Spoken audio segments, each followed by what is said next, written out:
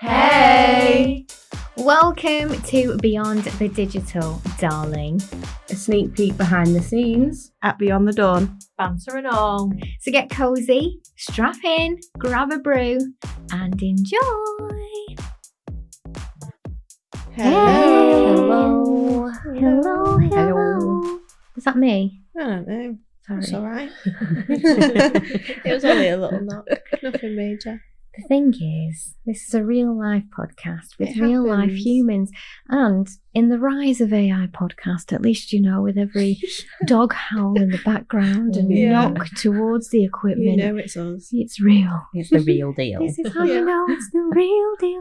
You know, when I was an Ann Summers rep, my best-selling dildo was called The Real Feel. Oh, was it? Yeah. Oh. And it had like a squidgy latex additional coating to make it feel like the real thing. I didn't know you was an Ann Summers Yeah. Oh in god. a past life. In a past life, She I was was. 18. Yeah, and I was top sales. Rocking it. I mean, it's not difficult to sell You could sell dildos. those dildos. I feel like I need a visual. I brought in my wire this Visual. morning. I need a visual I of pulled this out my said dildo. cable for the Oh, yes. computer to plug it in, Yeah. and then I pulled out another cable. I'm like, what is this? And it's got the Love Honey sticker on it. So you brought your dildo charger to work, Nikki? Is that what you're telling us? As you do. Merry fucking Christmas. Who's got her in Secret Santa? I've just got a great idea. Well, Funny. it is the season to be jolly. I just need to make sure I take it home. Yes, Tis the season to be rampant. Please do. Because it's not a piece of equipment that can be used in the office, I'm afraid. Well, but if it's a universal charger, Multi-use. multi-use, Look, yeah. look, I'm all for efficiencies, darlings. But if it's not been pat tested, we probably shouldn't use it.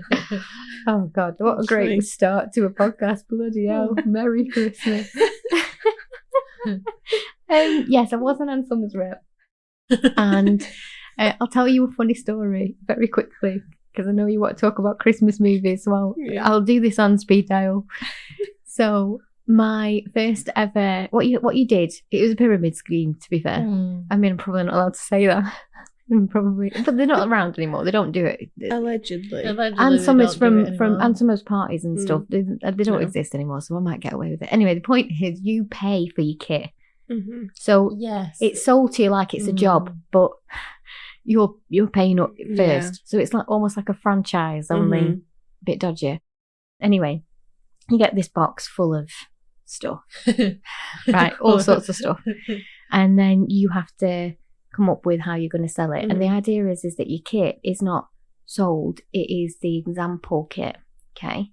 And you order in for people.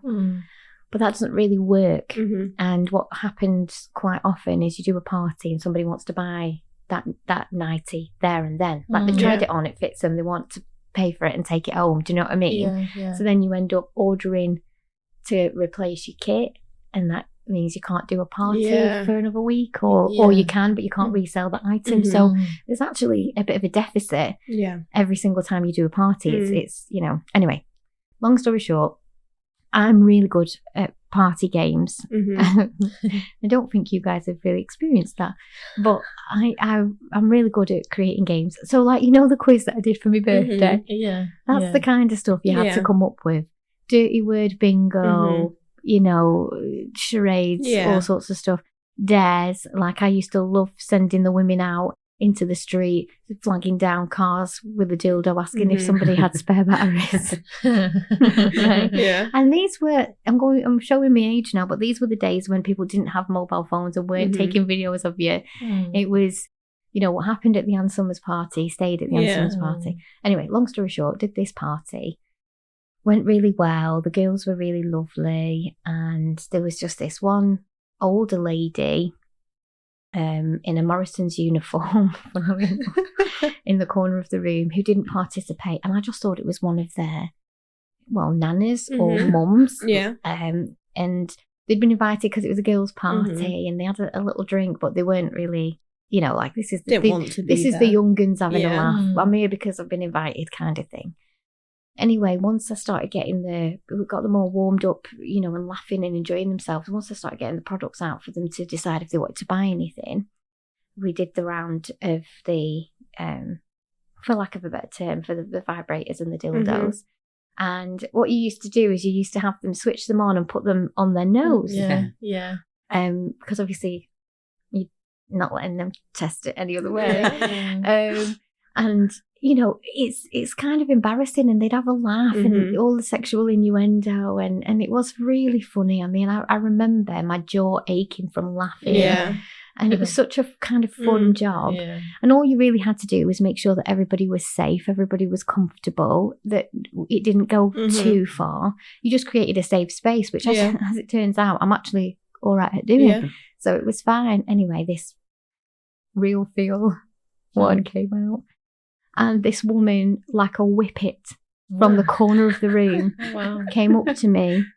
She went, "Oh yeah, that's it." Grabbed it out of my hand, threw cash at me like I was a stripper, threw cash at me, didn't even get the box. She went, "Right, girls, I'm off. Thanks. Bye." Oh, she's off for a great night. And she must have been easily early 70s. Oh, wow. Right. I love that. That's so funny. And that was an eye-opener for me. I was like, I was just stood in shock. All the girls were howling with laughter. But the woman was deadly serious. Like, she wasn't joking. It wasn't a joke. No. She didn't do it for entertainment purposes. She was sat and she waited for the real feel to come out. She was like, "Oh, that's the one. That's the one I want. Off we go." And I think to myself, she knew the one she wanted. She knew the exact price it was and had it in cash in her hand ready. She was waiting for her moment. She was replacing one. She used the first one to death. Yeah. Anyway, so what's your favourite Christmas film? Oh gosh, I love Elf. Just a classic. So I love Elf. That's a classic. I get offended by the burp. Oh, that's the best bit, I think. Did you do that? Nat's there competing to make it better, and Dawn's like, "Oh, turn it off." I find it hurts my sensitivities, but I don't like bodily air. You guys know that. I'm not a fan of either end. No. No. I don't. It's just not funny. I don't find it funny, and I don't want to be that princess diva. But like, we had a friend once whose husband used to really think it was hilarious. And he'd walk into the middle of the room and lift a cheek up and then walk out, and he'd think it was so funny. And I'd literally have to go home. I'm sorry, but this is not an enjoyable way for me to spend my life. Yeah. No, thank you. No. If I wanted that much methane, I'd sit in a field with cows. Fair enough. That's funny. I like The Holiday. Yeah, that is a good one. Yeah, I really do like The Holiday. It's on Netflix at the moment. I watched it on Saturday night whilst I was wrapping gifts. Yeah. So that's good. I like The Grinch as well. That's a good one. I like Home Alone. Yeah. Oh, yeah. It's a classic. Honest, Home Alone. It's one film I can watch and watch and watch and watch. Yeah. I still find it hilarious, even though you know what's coming. Yeah. It's like Penny Torture funny. No, but it's like a timeless classic. Yeah, it is. Yeah. And Vigilante, Kid Vigilante. I mean, sweet as a nut. There's always the discussion over whether Die Hard is a Christmas film or not. I've never seen it. I'm so shocked. Surprise. I'm so shocked. I've never seen it. I feel like everyone I know says it's a Christmas film, so I have to say it's a Christmas film. But what do you really feel? I feel like I'll say it's a Christmas film because that's what I've always known. But is it a Christmas film just because they show it at Christmas? No, because I'd watch it all year, but I'd watch it every Christmas element in it. I have reasons for why it is a Christmas film. Okay. Do you want to hear it? Yes, please. So it is a Christmas film because it is set at a Christmas party. So the whole point... It is around Christmas. It's a Christmas party that is terrorised. Yeah. Right? Okay.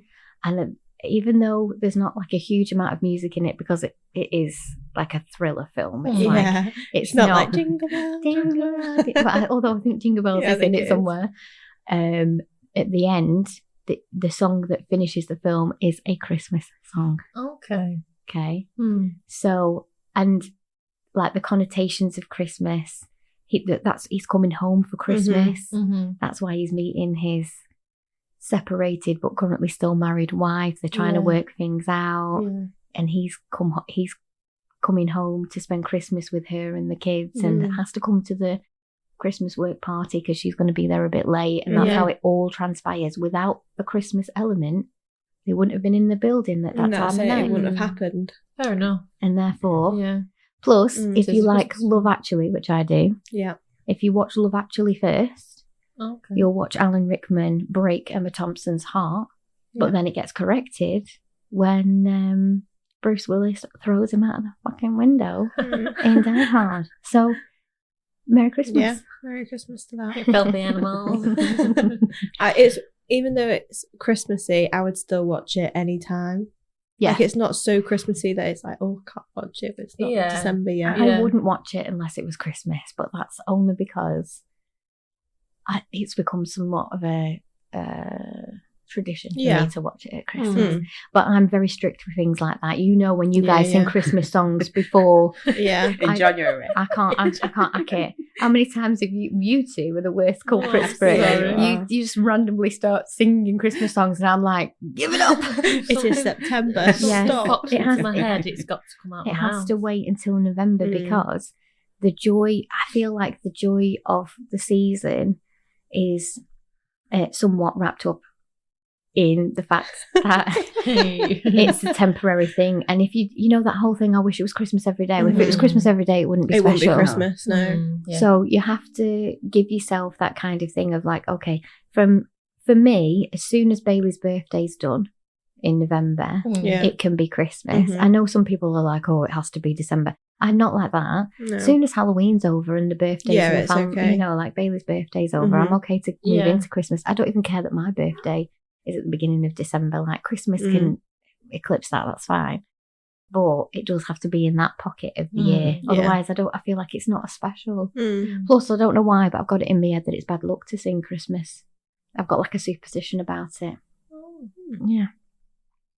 I don't know why. I do pick up random superstitions. Yeah. So, but talking about Christmas vigilantes, what's the guy called? I've literally just looked at this, haven't we? He's not the corrector.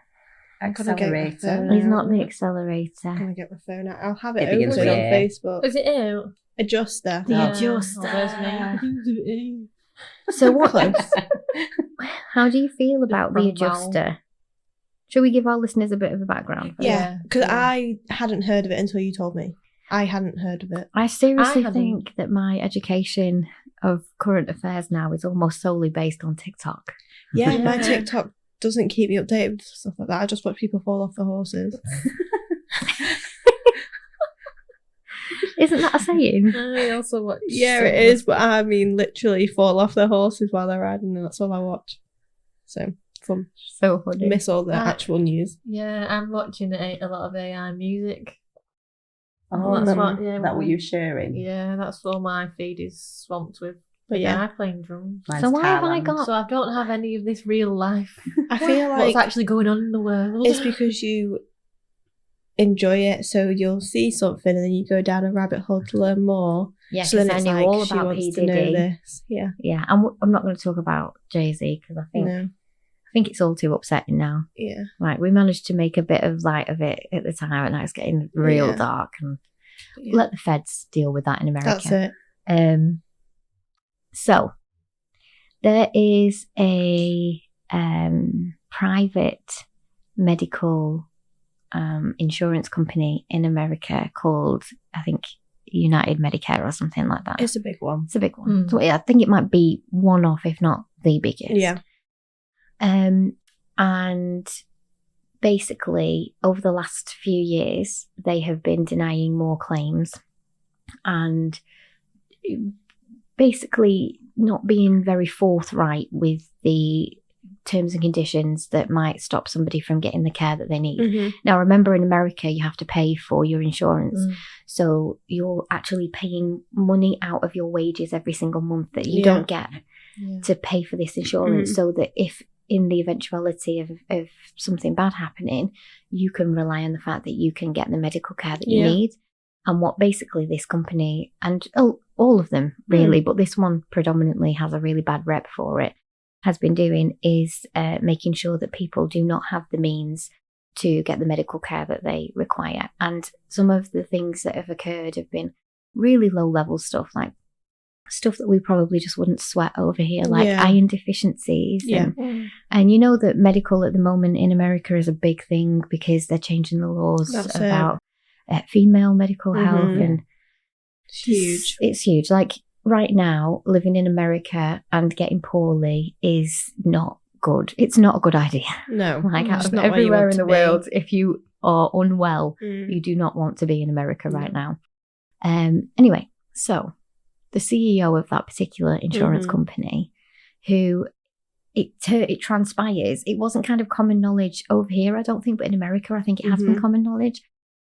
This person has been quite actively responsible for some of the changes that has increased what they're calling paperwork murder. So where people have been missold or promised things when they're signing up to the insurance and then paid correctly and on time and all the rest of it. And then when it comes to actually being able to use their insurance, they're being told, no, you can't have that thing. And then people are dying. Right. And there's hundreds of thousands of additional people that have not been able to get that medical care that have been attributed to some of the changes that this particular person has made. And he's a billionaire, not the company. Him personally has been able to make billions from, well, people dying. Basically. You know, which I don't understand really. It's a bit of a false economy. It must be more lucrative to not have them pay their insurance because they're dead versus paying out for them to have the medical care.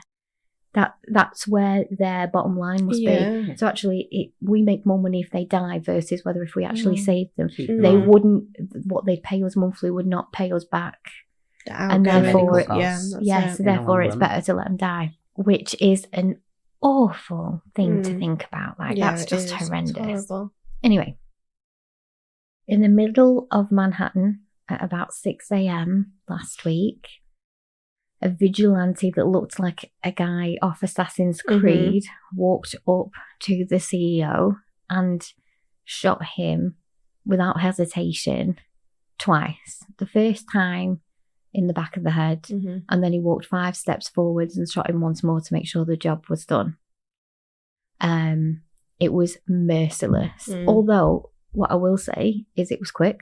It was done assassin efficient style. Not the most horrendous way to go. Like from his perspective, he won't have even known. No. But he was assassinated. Like there's no other way to say it. No. It was like a James Bond silencer gun, calm as a cucumber on a random New York morning. Walked up, bang bang, dead. Dead. Yeah. Right. But there are some key things that you need to know. So when they took the bullets out of the body, the bullets were inscribed with the words defend, deny, depose, which obviously is a strong message towards the political statement of the behaviour of that particular CEO and what needs to happen with the rest of the company and all the other insurance companies as well. And then he also left a backpack, and in the backpack was Monopoly money. Right, so it's been thought out, hasn't it? He's made a statement. He's made a statement. Now, I think the crazy thing about this is we, as a team, as a group of pals, I believe, have one of the highest moral codes and values ever. I think we're aligned on that. I think all of us would sit here and say murder is wrong. Yes. Yeah. Right? Murder is wrong. Was this wrong? I never thought that there would be a loophole with this particular thing, and yet here it is. Yeah. It's so difficult. It is a difficult one. But like what this guy was doing, like the CEO, what he was doing was morally wrong. Yeah. But did he deserve to die? Does anybody deserve to die? Does an eye for an eye even work? Yeah. For doing his job. It's a grey area. Maybe doing his job badly, but doing his job. Yeah. Well, he was in the eyes of where he worked, he was doing his job well. Really well. He was making his company money and himself which money. is the point of the business, isn't it? Yeah. So what we have here is a moral question and a legal question, because what those insurance companies are doing is morally wrong, but it's technically legal. Yeah, right? It's a big loophole. Right. Massive. And then what that vigilante did is legally wrong, but opens up a moral... Yeah. And that's why they're calling him the adjuster. Yeah. Because one life of a big fancy billionaire that's going to make the news has now given rise to hundreds of thousands of families whose stories of their loved ones dying unnecessarily come forward. Go onto the radar, because it's just the way it is in America.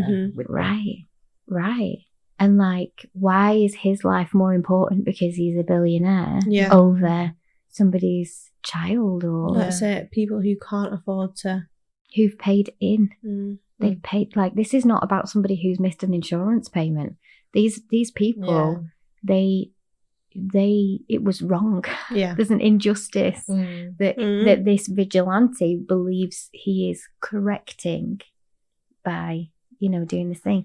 What's interesting is the board of that particular company were given word that he'd been assassinated and continued to have their board meeting that morning unchanged. Unfazed. And apparently there's been other members of staff that have worked for that company that have either unalived themselves or had issues because people are angry. Yeah. It's not the first time somebody from that company has been targeted like this. And the company just replaces the person and carries on. And they're well known for it. So it's like... It's wild. It's like so a big wild. machine, isn't it? Where they just one part is disposable and you just pull it and replace the parts. At what point are you thinking, I don't really want that job? Yeah. I might get assassinated. No, but this is the other thing. Like, I'm not being funny, but what kind of person would you be to want that job anyway? Yeah, I don't wish to be rude, but I would never work for a company that had that did that. I just couldn't. It's money over morals and like, how do they sleep at night? What type of person are you? Right. To even apply. Right. Yeah. Right. I mean, and you might apply and go and think, actually, this is dodgy as hell and get out. I'll leave now while I can. Right. Right. But very, very peculiar. But I think the funny thing is, the weird thing is that, like, he's a Christmas vigilante. He is like Die Hard. It is basically real life. He is Macaulay Culkin. I mean, technically, he wasn't protecting his own house, but he was protecting other people. Well, will there now be a conversation over what needs to change, or will that company just continue not to care? Yeah, replacing, move on. Hopefully it does create change. Yeah. How powerful is his family? Because they're the people that have missed out. His wife and his kids are the ones that have missed out now. Hundreds of thousands of other people's family members have had to die. Yeah. But now he's been made the example of. Yeah.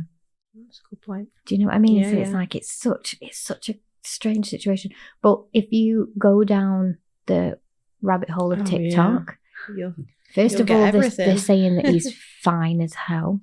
I have seen pictures of him, yes. And what do you reckon, Nat? He's a bit of all right. Fancy yourself a bad boy? And death row romance? Yeah. visit him in prison. Oh God. It's a Ted Bundy situation all over again. Yeah. Well, they've made songs about him. Yeah, I heard they've made fan art about him. Like, people have got tattoos. Got tattoos. And people are adopting him as one of the people. And like this, like historians are saying online that there's a pattern of behaviour that's occurring. It's a reoccurring pattern of behaviour that they've seen before. You know, that whole adage of history repeats itself. Yeah. And are we heading for a revolution? Like, is 2025 the year of the vigilante? Time will tell. You know, time will tell. It's so crazy. It is really crazy. It is. It's kind of worrying, but. The people have spoken. They're like, oh, and I saw this guy.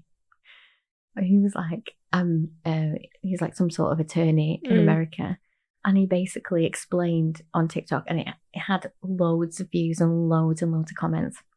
And it was like, did you know that a jury cannot be legally held accountable for their verdict? So even if you know that legally the crime is wrong, if you together collectively want to say not guilty, and you say not guilty, not only can the person not be retried because of double jeopardy, but also the courts and the police can do nothing about it. Like, you can't get in trouble for saying not guilty even though you know full well he's guilty. Oh, wow. So, and he was just basically, he was like, I'm saying this for no reason whatsoever, but I just thought this is interesting, and gave this whole spiel about how, like, basically, if you end up on that jury, you could let them off. Like, so they'd have a different system to what we have, though, don't they? I expect that it's very They get to pick the jurors. To some degree, yeah. They have to agree to it. It's random, isn't it? They do it like a point system, don't they? And add it all up to try and work out who's winning and who's not winning. Well, apparently he's been walking around in broad daylight, and it's taken nearly over a week for one member of the public to identify. It was some random McDonald's worker, and everyone's kind of like, "What are you doing, man?" I mean, everyone's just swept away with his looks. Everyone's been seeing him, and instead of ringing the police, I'm like, "All right, good job, mate. Good job." Yeah, you know what I mean? Nice one. It's like that clip in Mission Impossible where Tom Cruise gets out the car and stands with the crowd, and the guy next to him passes him his hat. You know, like, yeah. Do you know what I mean? So, yeah, crazy. Yeah, it's crazy. I'll have to make sure I keep up to date with it. I just think we talk all the time on this podcast about the world going a bit bonkers, but who had Christmas Vigilante on their bingo card for 2024? Wasn't on mine. Not mine. Not me. Not me. No. Thank you for listening. Don't forget to follow our socials, join our free group, and let us know what you'd like to hear about in the future. Join us next time. Love you. Bye.